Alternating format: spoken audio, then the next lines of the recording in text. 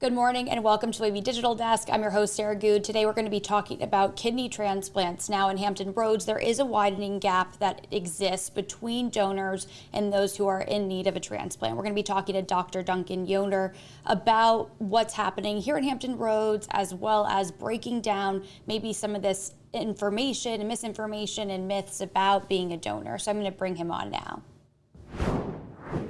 Dr. Yoder, thank you so much for joining us today. Hi, good morning, Sarah. This is great to be here. As we get started, first, can you just tell us a little bit about your role in particular as surgical director? Sure. So, like I said, I'm the surgical director for the kidney and pancreas program at Centera, which is based out of Norfolk General. And really, it's our mission to try and help patients in the community with kidney failure find a transplant and move forward with that to hopefully, come off of dialysis and be able to enjoy their lives again. And for those who don't know, why is your kidney an important organ? The kidney is responsible for basically filtering your blood of toxins and balancing the water, the volume. And so it's one of the vital organs. We are fortunate that, we have dialysis, but it's not a great solution. Dialysis can be pretty harmful to you over the long term.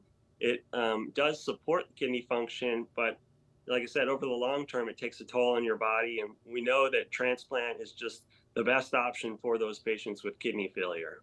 And, leading up to kidney failure, when you're having, chronic kidney disease or some sort of disorder that is impacting the kidneys, what's that level that sort of leads you then to need dialysis or a transplant, or what's the threshold there? Yeah, it can be pretty scary sometimes for these patients. We often hear or see them when they come into the emergency room and they're in, fulminant kidney failure. And a lot of times the symptoms are silent and they don't realize that their kidneys are failing until they're completely gone. And then, like I said, they may show up in the ER and need emergent dialysis. Uh, for the patients that are fortunate enough to follow along with their primary care doctors or their family providers, they'll often see changes in their lab function with their creatinine values or their electrolytes. They may feel like they're just becoming more fatigued and not know why. They may have a sort of loss of appetite, things like that. They may find that they're retaining fluid, gaining weight. Their legs might feel swollen and heavy. Those are all signs of chronic kidney disease or, progressing kidney failure. And one thing in the lead up to this conversation that you said to me is that sometimes people show up in the ER with these symptoms or already at the stage of kidney failure. What does that look like? Is that years and years of kidney disease progressing that they don't experience those symptoms?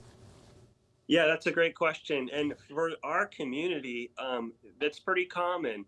The most common and most prevalent reasons for kidney failure are high blood pressure and diabetes. And, those are more common in the Hampton Roads area. And so that's often what patients present with. Like I said, it can be sort of a silent presentation for a long time until they do show up with kidney failure. And at that point, getting told that you need dialysis and, a transplant or working on getting a transplant, what is that like for those patients to hear that sort of life-altering news? Yeah, I'm sure it's quite alarming. It can be scary. It might be hard to accept the fact that they're in kidney failure. Um, I think it's just overwhelming at times. We try to provide a lot of education, and we reinforce that. And I think once patients are aware of the options, then they start to feel like they can take more control back, and they do begin to feel better about that. They realize that there is light at the end of the tunnel, and hopefully we can get them to that point where they're ready for transplant, and then kind of get back to their normal daily routine if they want to work or travel or just spend time with family and friends. That's our mission.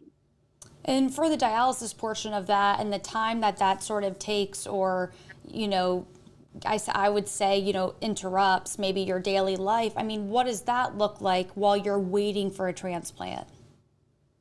So in our region, the average waiting times for a transplant are about 3 to 5 years. And so for those patients who are on dialysis, it typically means they're going to a dialysis center, they're performing hemodialysis, typically 3 times a week. Usually it's 3 or 4 hours each time they go. Most of them, the longer they're on dialysis over the course of the years, the more of a toll it takes on their bodies. And so, for all those reasons, we want to try and get them to transplant and get them back to their normal routines.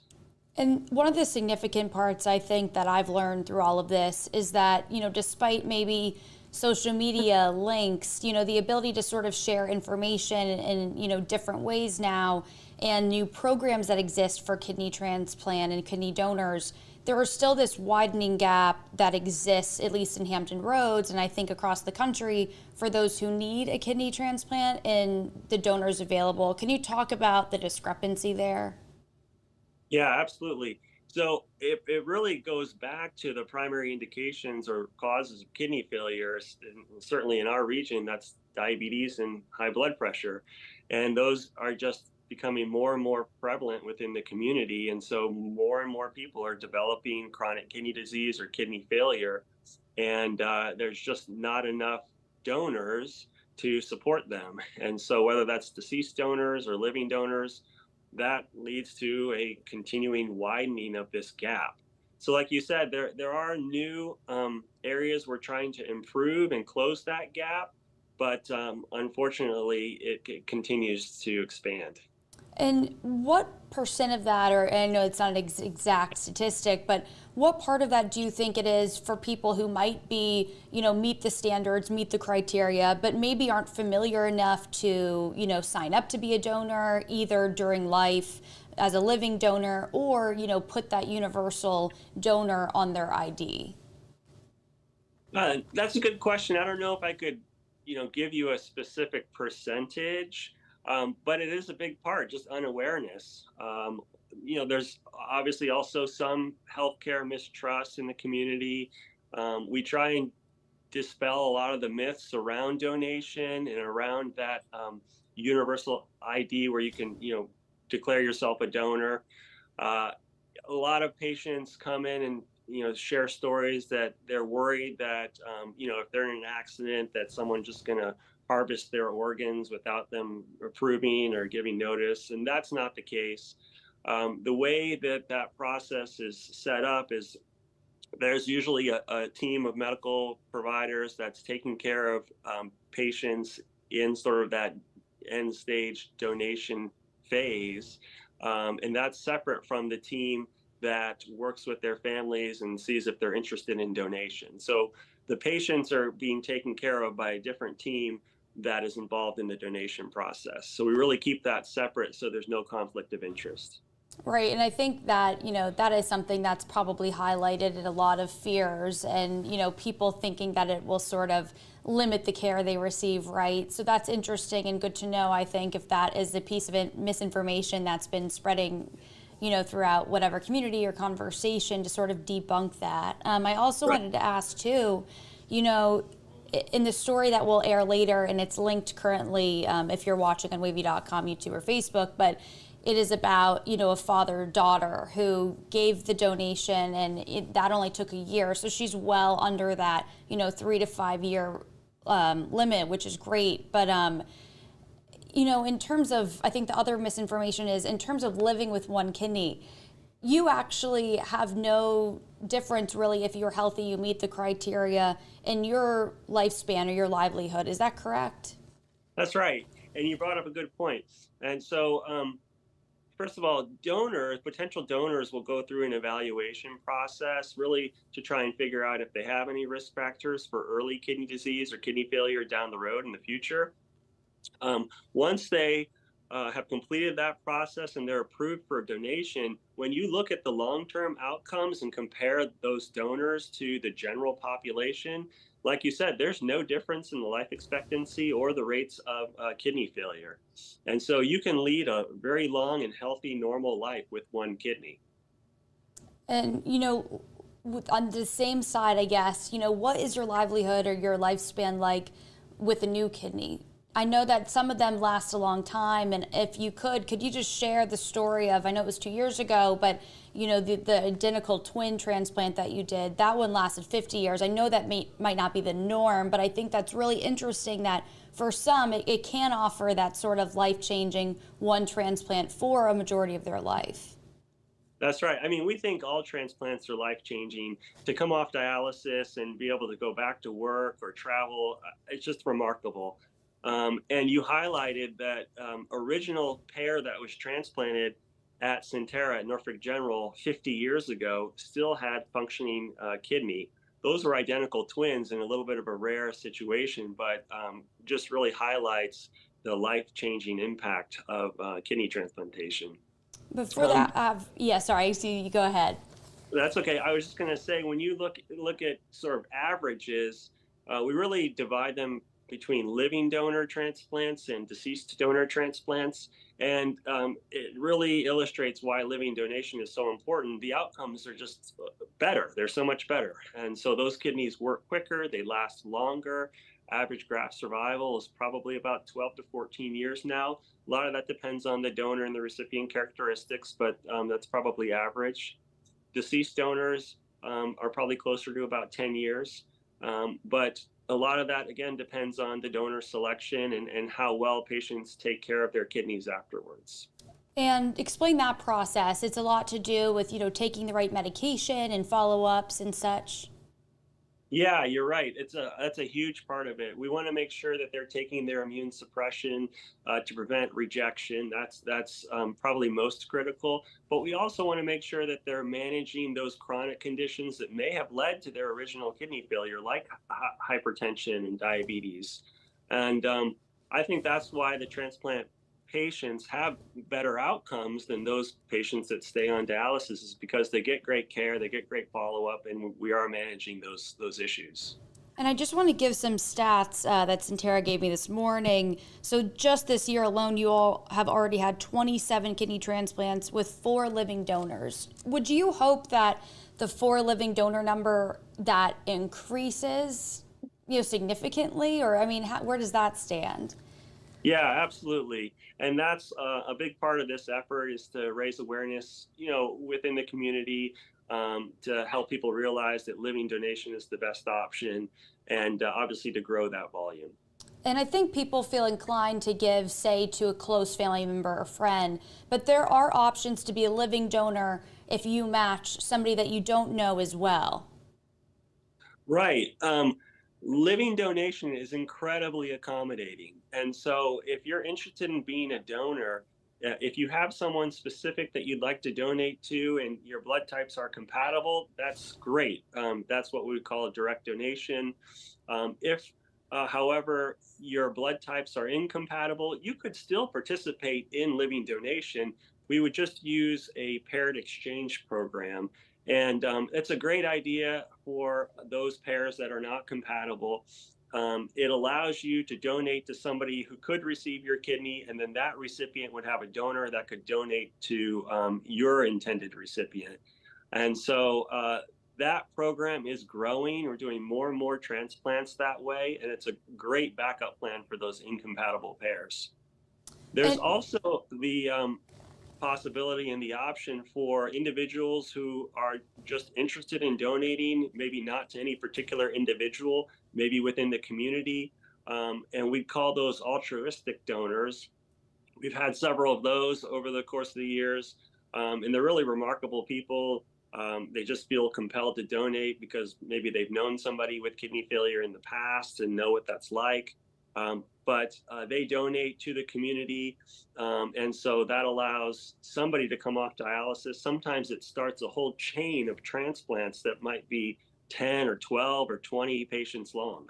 Wow. And I know that the statistics probably change state to state, and the numbers every day, but I did also want to mention, for people watching to understand maybe the gravity of the situation is, there are some stats online that say as of March, there are, upwards of, I think one stat said 89,000 people, waiting for a kidney, and there were other stats online. I don't know if that number seems too high for you, but different government agencies have taken data and sort of are looking at, and different donation sites, and also so some of that could be added up. But how does that number read to you? Does that seem too high? Do you think that's sort of where we are right now as a country, that many people could be on the list? Yeah, I think that's accurate, and it's staggering. I mean, it's such a huge number. And like you pointed out earlier, the gap between the number of donors we have and the number of patients who need a transplant continues to grow. So we're working really hard to find transplants for those patients that need it, and reduce the barriers to receiving a transplant. And I wanted to say too, along those lines, it said 103,000, a little upwards of people are on that national transplant waiting list, but that's for all things. So kidney really, the other donations required did not even add up really to the waiting list for kidneys, which I thought was also really interesting. Yeah, about 80% of the transplants in the country are kidney transplants. Yeah, I mean, to me, that's significant and just seems to say, having living donors and being able to sort of support your community seems to be huge. I mean, it's great that you're sitting down with me to sort of debunk some of these pieces of misinformation and such. Is there anything else that you get as a question a lot from patients or donors even, when they come in and they're scared of certain things? The donors usually are pretty well informed. I think they get a lot of information from their intended recipients, and we really guide them through sort of the perioperative expectations. And a lot of patients will ask how soon, how long they have to be in the hospital, how soon they can return to work, things like that. And donors do really particularly well, whether that's through a robotic donation process or a laparoscopic. They'll typically spend a night in the hospital and then go home the following day. And usually they're back in their normal routine in about 3 to 4 weeks. And so I think a lot of donors are surprised that it's that quick. But really, the process has become pretty standardized, and the surgical approach is we think pretty well perfected now. Right. So it's really just the side, unfortunately, of the numbers and the gap there that really is sort of impeding maybe, sort of moving forward in this issue. Right, exactly. And, the other piece of this, and just to go back to the story of Jessica and her father, is they had an incredible support system. It's obvious in the way that the family jumped, to test to see if they were a match, but also in the way that they had support from friends, family, church, community, and work, afterwards. And I think that was a huge light bulb for me that it's, it would be really hard to do this alone. And I know that people have support, but to have support from work, even for dialysis, if you have to take off, or help with raising kids while you're sort of undergoing these treatments and transplants. I mean, what do you see from your side about having that support network in this process? Yeah, I mean, sometimes it seems like it can take a village. Uh, I think the transplant program itself provides a lot of that support.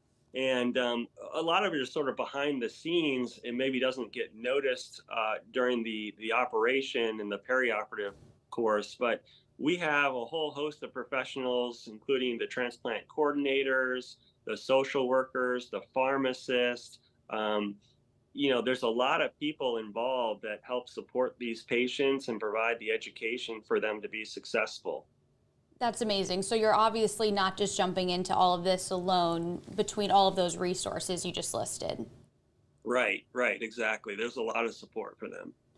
Well, Dr. Yoder, I don't know if there was, any other top things that you wanted to mention today. I know that obviously one of the big things that seems to sort of be the highlight here, or the significant point, is just awareness in the community. And then is it also maybe focusing on these issues that are prevalent in our community? Is that up to sort of the primary care sector of, managing maybe the diabetes and the high blood pressure that is coming around? Yeah, I think that's where it starts. It's all about access to care and maintaining a relationship with your primary care physician or your family physician to get those regular checkups, and to also make sure you're leading a healthy lifestyle as well. And I think if you have regular follow up with your primary care physician, hopefully you can avoid these issues. if not, if you do develop renal insufficiency, things like that, then hopefully it's at an early stage, and the outcomes are better when you do start to intervene sooner. Well, Dr. Yoder, thank you so much. I think, just to repeat quickly for people who are joining later, I just wanted to say, one of the things that I think you sort of highlighted in preparation for this is, you want people to not get to this stage, of course, of having chronic kidney disease and then needing dialysis and transplant. So really, in general, just getting checked up if you can, going to the doctor, staying in tune with your body, staying healthy. I mean, do you think those are sort of the cornerstones beyond, maybe some, genetic and other things that can happen, is really just making sure that you are not putting off the doctor for years and years at a time? Yeah, exactly. I mean, I'm sure you've heard the old phrase, an ounce of prevention is worth a pound of cure. And it's really true. And so I would just encourage patients to maintain that relationship with their primary care doctors and hopefully, you know, prevent these issues down the road. Absolutely. Well, Dr. Yoder, if there's anything else, I mean, I want to give you the floor. So before we wrap up here. Well, I just want to thank you, Sarah, for allowing us to participate in this venue. I think it's great to provide some education to the community, and we hope that by interfacing, that we're able to dispel some of those myths and hopefully have patients and other community members just more comfortable interacting with their physicians or other providers, and let them know that we're here to help.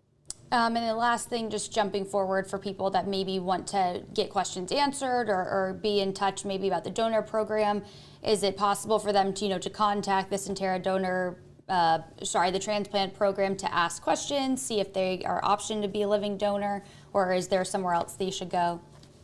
Absolutely. There's a great website through Sentara with the transplant program, and it provides some contact information there. And our coordinators are standing by, ready to answer any questions. So by all means, I'd encourage them to, check out the website, make those calls, and hopefully we can help. Absolutely. And, for anyone watching, those are all linked in the WAVY.com article as well. So you can go to their transplant site at Sentara. Well, Dr. Yoder, thank you so much for joining me this morning. Thank you, Sarah. Take care. Bye-bye.